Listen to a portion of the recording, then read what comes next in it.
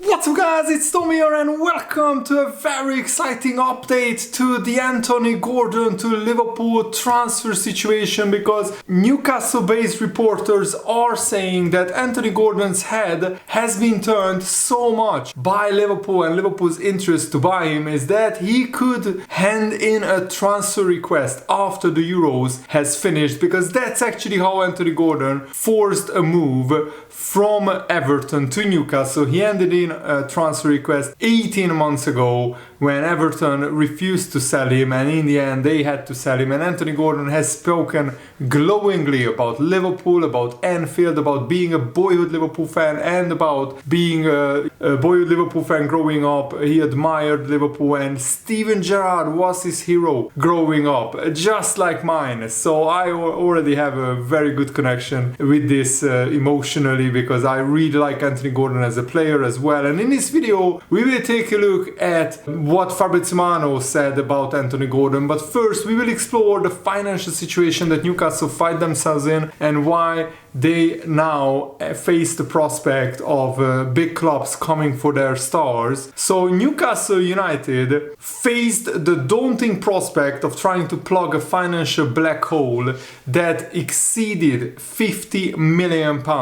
Otherwise, they could have faced a 10 to 15 point deduction with, the profit and sustainability rules. If they are breached, then the Premier League does come down hard on clubs, and we can only hope that they will come down hard on Man City as well. So Newcastle, with a frantic late attempts, tried to sell some of their stars, and in the end they managed to sell Minte to Brighton for 33 million. But that alone wasn't enough. That's why Newcastle offered Anthony Gordon to Liverpool, and Newcastle wanted Kwanzaa plus some money for the deal, but Liverpool rejected that proposal. Liverpool wanted to keep Kwanzaa, and I'm happy about that, but now Liverpool can keep negotiating with Newcastle over the transfer of Anthony Gordon. And Newcastle were in a real frenzy, and about 5 or 6 of their senior players were, up for sale. And the Premier League rivals sensed the Newcastle's vulnerability, so they started inquiring about Isaac or Ishak and Anthony Gordon, because Newcastle really had to sell some of their players. And that Gordon even was considered as a prospective sale shows how serious Newcastle were taking the situation and how big trouble Newcastle were in. And the Newcastle-based journalist is reporting in the New York Times that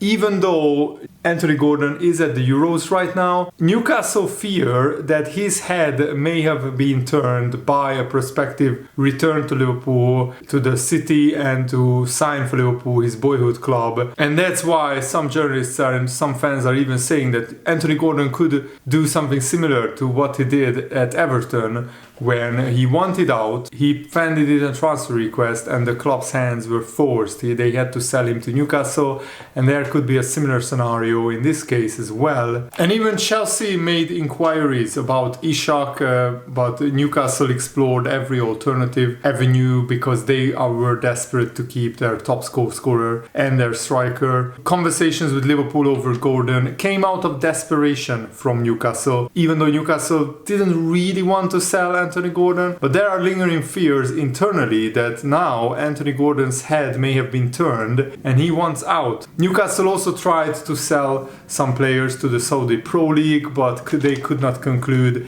any deals, which is strange because Saudi Arabia owns Newcastle, so I thought they would be bailed out by Saudi clubs offering ridiculous amounts of money to Newcastle players. For Newcastle players, sorry. But now let's hear about what Fabrizio Romano said, because Fabrizio Romano dropped a big update this morning saying Newcastle started having some conversations regarding Anthony Gordon, but the only way for him to leave for Liverpool is for the asking price to drop in a considerable way. And I even said in yesterday's video, I don't see a scenario where Liverpool will pay £75 million for Anthony Gordon, because he's just not worth that amount for Liverpool at least. Maybe Maybe for other clubs they will pay that for a player like Anthony Gordon, but not Liverpool. And that's what essentially Newcastle wanted. They wanted 50 million plus Kwanzaa, who is worth, 25, 30 million at least. But his future value is much higher than that. And also Liverpool are offering Kelleher plus maybe 50 million. Is a little bit overpriced as well. Fabrizio Romano said Liverpool really like the player, but they are not going to pay what Newcastle are currently demanding. So the feeling is that this story is unlikely to happen in the next 24 hours. The only way is for a crazy proposal from Liverpool, and at the moment they are not considering paying that money. So it's really complicated.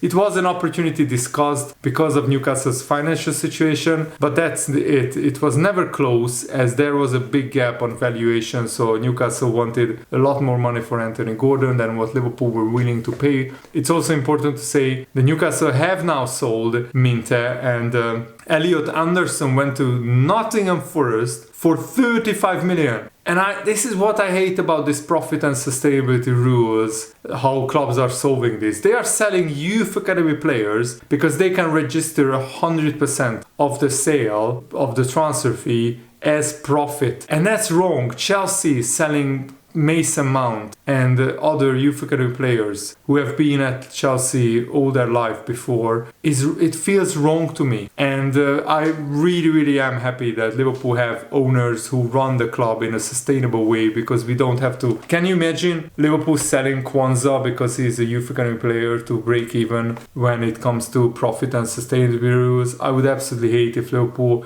did any of what these clubs are doing. And yes, Elliot Anderson wasn't a proper first team player, and Minte is a big talent, and it shows that Newcastle were really desperate to break even. And now Newcastle bank almost 70 million, 68 million with the sale of Anderson and Minte. So now the matter of urgency has diminished. Newcastle now don't have to sell Anthony Gordon quickly. But what's also clear is that Liverpool will continue negotiating with Newcastle. They will try to continue to bring the cost down, to bring the transfer fee down. But with Newcastle not having to sell Gordon, I don't see a world where, the richest owners in the world, Saudi Arabia, will just say, you know what, we will let Liverpool have Anthony Gordon for just 50 million. And Fabrizio Romano provided another update about what Anthony Gordon really thinks about this, situation. With the pressure of financial fair play, Newcastle had a couple of complicated weeks to find solutions. As of now, Sunday evening, everything is fine for Newcastle because they sold Minte and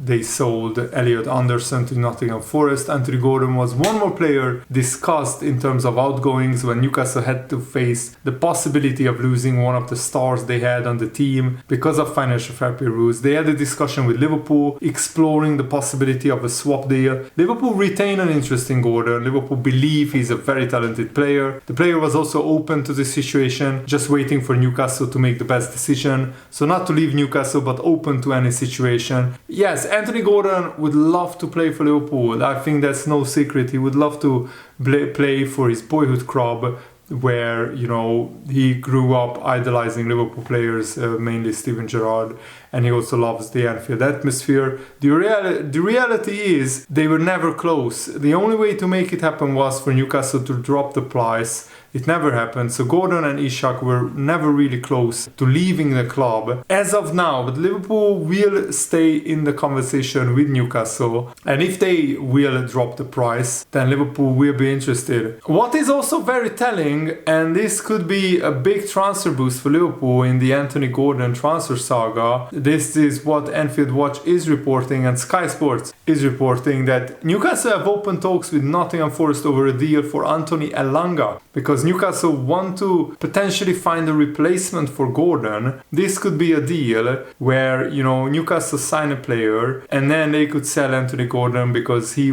maybe wants to leave and he might hand in a transfer request. I think that's the only avenue where it's feasible. Maybe Liverpool can even convince Anthony Gordon to hand in in a transfer request if they really want to make this happen. The fact that Newcastle have opened talks for the transfer of Anthony Elanga suggests to me that they fear that they will lose Anthony Gordon in the long term, and they want to get ahead of it, and they want to sign a player before selling Anthony Gordon, because if you sell Anthony Gordon for 70 million, suddenly everybody's price goes up 10 to 20 million, because other clubs know you have a lot of money in the bank. So if you sign Elanga before the Anthony Gordon transfer goes through, it's a smarter way, because then you can negotiate with Nottingham Forest, and not overpay for Elanga. Elanga is very versatile, so that appeals to Newcastle, and given the Gordon to Liverpool links, naturally it may come across that Newcastle have identified the perfect replacement. Anthony Gordon is 23 years old and Elanga is like 21, 22 years old as well. And another journalist is saying that now Newcastle are vulnerable because of their frantic attempts to sell as many of their players as possible in a short space of time to comply with the profit and sustainability rules. The Daily Telegraph journalist Luke Edwards posted that Newcastle have also learned a very hard lesson in the last few days. If you are vulnerable, clubs will try to exploit you. They are fighting a battle among them, almost with themselves at the moment, because they opened the door to talk of Ishak and Gordon leaving, and they are now trying to shut it again. But that's not so easy. That's not how it works. If the heads of Anthony Gordon and Ishak are turned and they are seeing big clubs really interested in them, and remember, Newcastle haven't qualified for a European competition, so next season they won't have even the Conference League to play in. So that could, persuade somebody like Anthony Gordon to seek a transfer to Liverpool, who will be in the Champions League. And James Pearce in the Athletic newspaper is confirming that Liverpool will make transfers in the summer transfer window, but we won't make a huge summer overhaul, because at this point last summer we already signed Szoboszlai and Alexis McAllister for a combined like £95 million. It has been a lot more quiet, but there are many factors. The Euros are on, Copa America is on, and Arne Slot is just about to start work at Liverpool, and they have been in constant communication, Michael Edwards, Richard Hughes and Arne Slot. But Liverpool just need minor tweaks in the transfer market. We don't need to sign 4 or 5 starting 11 players. And there is a strong belief at Liverpool that there is a lot of untapped potential in the Liverpool squad. The trio of Darwin Núñez, Dominic Szoboszlai and Ibrahima Konate all faded badly last season as form and confidence went low for them. So one of the tasks for Arne Slot is to revive these players and to get the best out of them. And also what needs to be done in the market depends on maybe what kind of players Liverpool might sell, because there might come an offer that is, undeniable for Luis Diaz. If Paris Saint-Germain offers 75 million, maybe Liverpool will be tempted to sell. If somebody offers 25 million for Kevin Kelleher, Liverpool might be tempted to sell as well. So that could force their hand to maybe sign another goalkeeper, because Adrian is going to Real Betis, which I'm happy about, because now Liverpool have 3 non-homegrown spots available in their squad places, which means that we can sign 3 foreign players and still register all of them. The most pressing issue for the new sporting director Richard Hughes is the extension of the contracts of Trent, Van Dijk and Mo Salah. Replacing Thiago is not a concern according to James Pearce, because he hardly played any minutes, he only played 5 minutes. But I still think that Liverpool need a holding player, a holding midfielder, a defensive midfielder who can play in the double pivot in the 4-2-3-1 formation. We only have 2 classic players in that position, Bajcetic and Endo. Maybe McAllister can play there. Trent could be converted into a deep lying playmaker, but I think Liverpool need another defensive midfielder. What is also very good news, James Pearce is saying Liverpool aren't looking to sell Luis Diaz, and the noise around him hasn't led to anything concrete. No big club has offered big money for Luis Diaz yet. Tyler Morton and Sepp van den Berg are also returning from loan spells. Both are valued at around 20 million, and we will see what kind of offers we get for them. the transfer kitty will be topped up by player sales. So Liverpool will have more than 100, maybe even 150 million pounds to spend. And if we sell a lot of players, a lot of fringe players and squad players, that could even go to 200 million. So Liverpool, in a sense, could afford to sign 2 or 3 players who could slot into the starting 11. And I think that's what is needed at Liverpool. We need to sign players who can come in and start for Liverpool straight away, and not just, squad players. We need to upgrade on Wataruendo and sign a better defensive midfielder. We need to also sign maybe a winger who can play in Salah's position when Salah needs a rest, or when he's injured, or when he's away at the Africa Cup of Nations. We have Harvey Elliott, Bendo, and maybe Dominic Szoboszlai, who can play on the right wing. But none of them are classic right wingers who are ready to play a run of games in a potentially title challenging Liverpool team. Ben Doak and Harvey Elliott are really good players, but Harvey Elliott is more of a midfielder. He doesn't have the pace, and Ben Doak has the pace, but he's still very young, very raw. So we can't expect Ben Doak to start in the Premier League and deliver goals and assists from the right wing position. So that's the situation at Liverpool. Let me know what you think in the comments below. And thanks for watching, guys. Hope you enjoyed this. Have a nice day. See you later. Goodbye.